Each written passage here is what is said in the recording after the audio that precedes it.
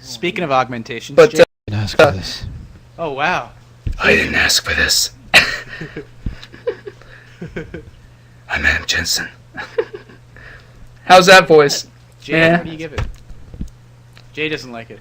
Jay doesn't like anything except for the Give it a Yorkies. 2 out of 10. You gotta work on that. I'm Adam Jensen, this- and this is 3KB. You're obsessed This with it, Jay. Vita? That's all Oh, you man. ever talk about. So, and thank you once again, baby. Yeah, one more thing.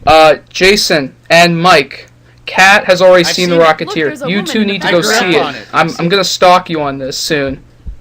Oh yeah, I love it. I've seen it. What, you have? I have saw seen when it. it came out. Is this like your movie, man? Is this like your movie?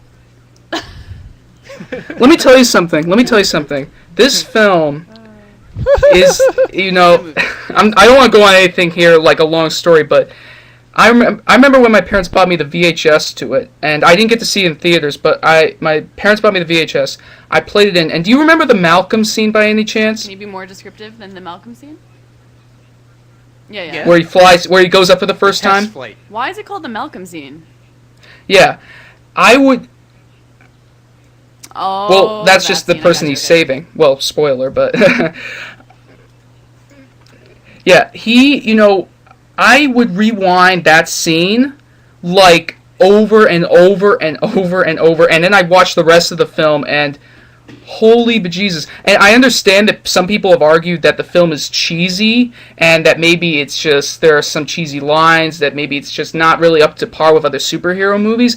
I think it has, first of all, it has one of the best soundtracks ever on film. Come on, James Horner, people. James Horner is amazing. You got, Alan Arkin is amazing.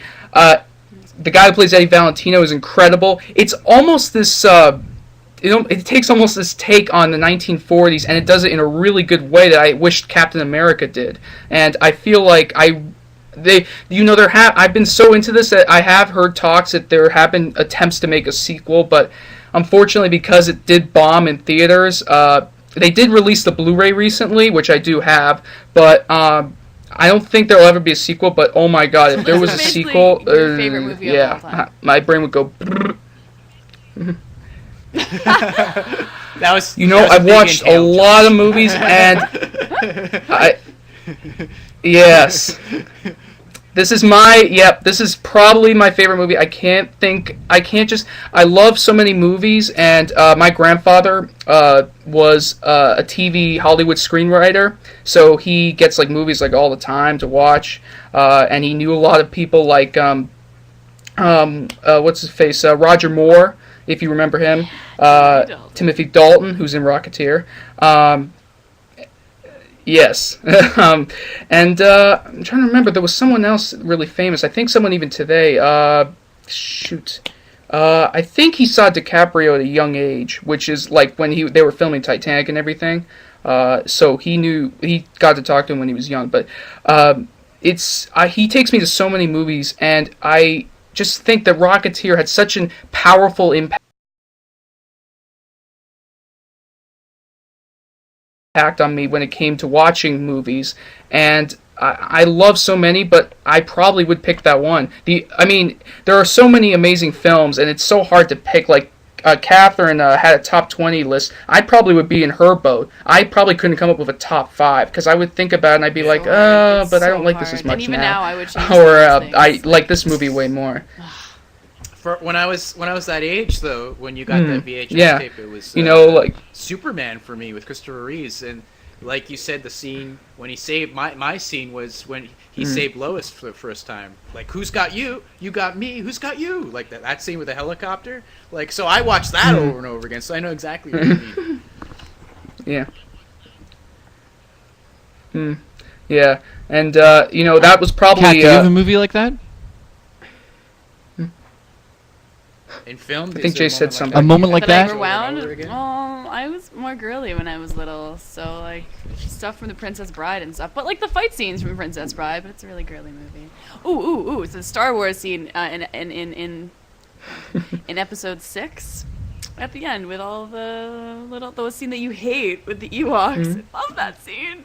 The Lost Boys, the two Corys, anything with the two Corys, she went nuts over. No, I never even saw the movie till I was older.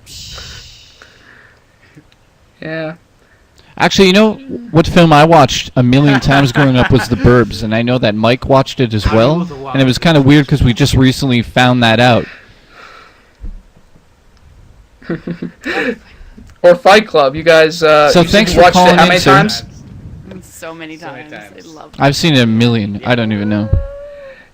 I used to know the rules. Yes.